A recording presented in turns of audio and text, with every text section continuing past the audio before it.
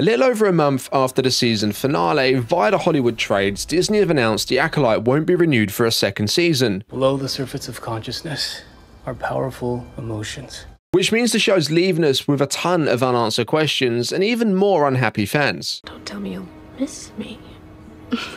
It's time to dust off your old Sith robes and ignite your lightsabers as we take a look at why the show's really come to an end. Have they made the right decision, and will we see the story of the Sith and Plagueis continue elsewhere? Before we jump in, don't forget to leave a thumbs up on the video if you enjoy it, and if you want to catch more of the Star Wars videos, then make sure to subscribe to the channel. Okay, now with all out of the way, let's get into the end of Star Wars: The Acolyte.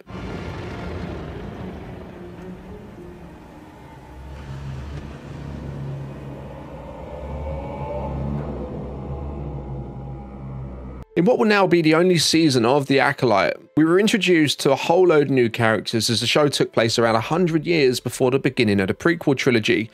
There are a bunch of new Jedi and a new villain, who it's since been confirmed was the apprentice of Darth Plagueis. We still don't know his official name, so perhaps he'll now be forever known as the Stranger.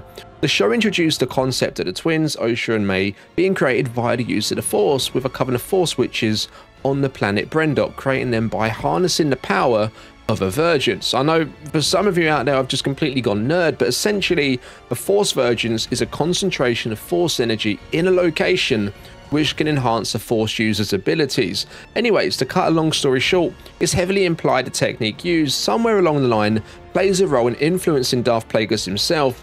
Did you ever hear the tragedy of Darth Plagueis the Wise?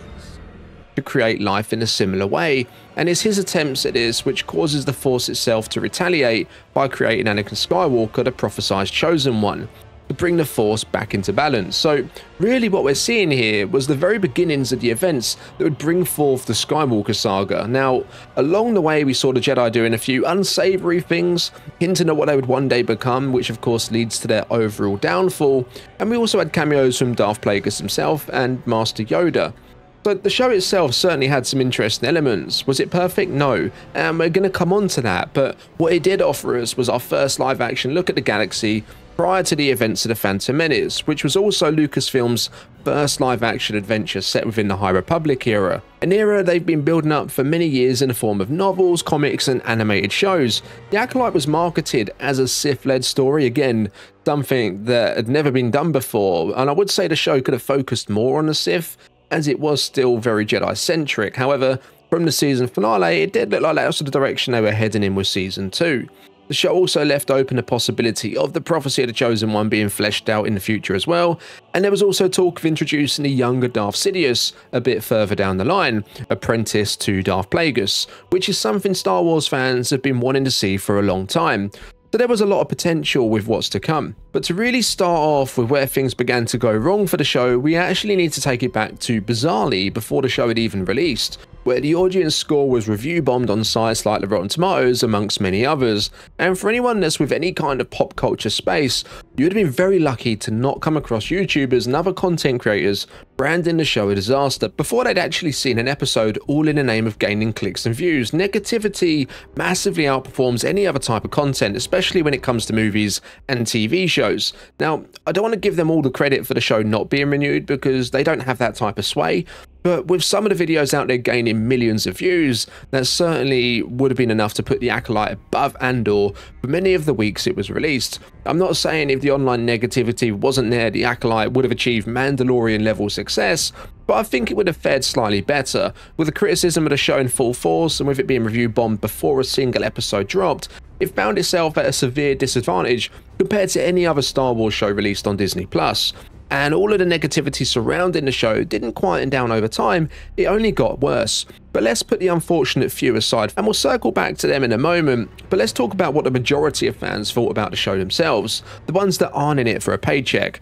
And it's fair to say opinions out there were pretty mixed. You had some fans that loved the show and some fans that found it wasn't quite for them, which is totally fine. You know, Star Wars is a large galaxy and there's been a wide variety of projects released since the Disney takeover, and there's many more on the way, and it's extremely unlikely every single one of them is going to be everyone's cup of tea. It's your own choice if you like or dislike something. It doesn't make you less of a fan. unlike what some of the other content creators out there would like you to believe. Now, with that being said, whether you liked the Acolyte or disliked it, myself personally, I enjoyed it. I get some of the fair criticisms directed at the show, such as the pacing and abrupt tonal shifts, and I really didn't enjoy the flashback episodes. I feel they would have been much better condensed down into 5 to 7 shorter flashbacks scattered around the season, but you know, there was also a lot there I found enjoyable. However, it's also worth taking on board here that we can't put all of the blame on fan backlash, or even it just not being your cup of tea, or the people that didn't check out the show because they heard it was trash online before it even released. There's actually a far more worrying theme occurring here, and it's the fact that Star Wars Disney Plus shows aren't working.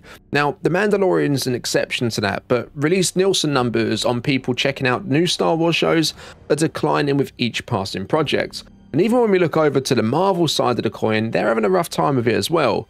But rather than people just checking out franchises like Star Wars and Marvel, which we know isn't the case because they still have big wins too, I feel the general audience, like those that checked in on the first season of The Mandalorian, being the first Star Wars live-action TV show, and coming with the launch of Disney Plus in general, they're just far less interested in shows following side characters and smaller stories, such as Boba Fett, Cassian Andor and Ahsoka, all of which their shows are part of the gradual decline. They want the big hitters, your Lukes, Hans, Leias. They want the hype back that they had waiting in line for The Force Awakens on opening night. They don't want to learn how Boba Fett adopted a tribe of Tusken Raiders. Once we saw the numbers the Acolyte managed to pull in, along with its $180 million budget, making it the second most expensive Star Wars show to date, only behind Andor at $250 million, which did have an extra 4 episodes, so on average, the Acolyte still costs more per episode. It shouldn't really come as a surprise it wasn't given the go-ahead for a second season, and I just want to point out here that a lot of the narrative online is that Season 2 was cancelled, and I've even used it in this video's title because of the impact it has, but the reality is a second season was never officially on the cards in the first place. The show was only pitched and greenlit as one season, although it was written in a way where the story could be continued, it never really was given the go-ahead in the first place. Just like the Book of Boba Fett, a headline saying the Acolyte's being cancelled, with all of the noise surrounding the show anyway, will catch more attention than just saying it's not been given the go-ahead, which is what the Hollywood trades have lent on here. When you put all of that together, the overall decline in numbers Star Wars shows are pulling in on Disney Plus, which speaks to a much larger problem they need to address. The show, whilst giving us Star Wars sweaty is what we've wanted for many years, with the live-action introduction of Darth Plagueis and a deeper look into the Sith before the events of Episode 1, it certainly suffered with issues too, which turned some of those away that were actually willing to check it out in the first place. And a very loud few online that preached about how the show broke canon, which it never did, Star Wars Legends isn't considered canon after all, and how the show was trash before they'd even seen an episode themselves, on top of the show being review bombed before an episode had even dropped, it certainly had the odds stacked against it. I think this also paints a pretty bleak picture for what we can expect from Star Wars The Skeleton Crew, which is the next Star Wars show to drop on Disney Plus in December.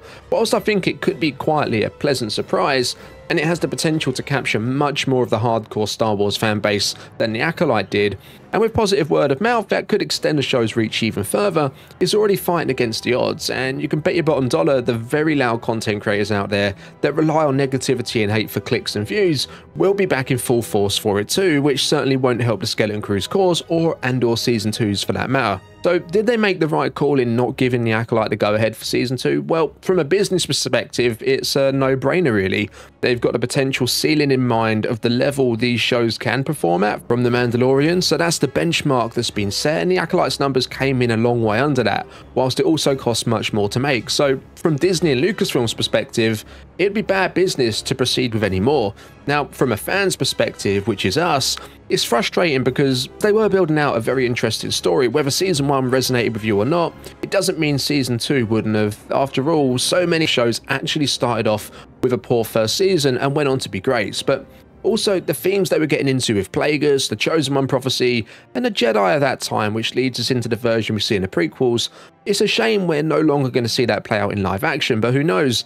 Perhaps they'll continue it in animation, perhaps in some novels or comics, or maybe there's also the possibility of a Darth Plagueis or Chimere show in the future somewhere. Anyways, let me know your thoughts on the Acolyte being cancelled. Do you think it was the right decision? As always, drop your thoughts and your theories and wildest speculations on how this story could continue in the future down in the comments below. Leave a thumbs up on the video if you enjoyed it, and don't forget to subscribe to the channel if you'd like to catch more of the Star Wars videos. I'll catch you in the next one. May the Force be with you.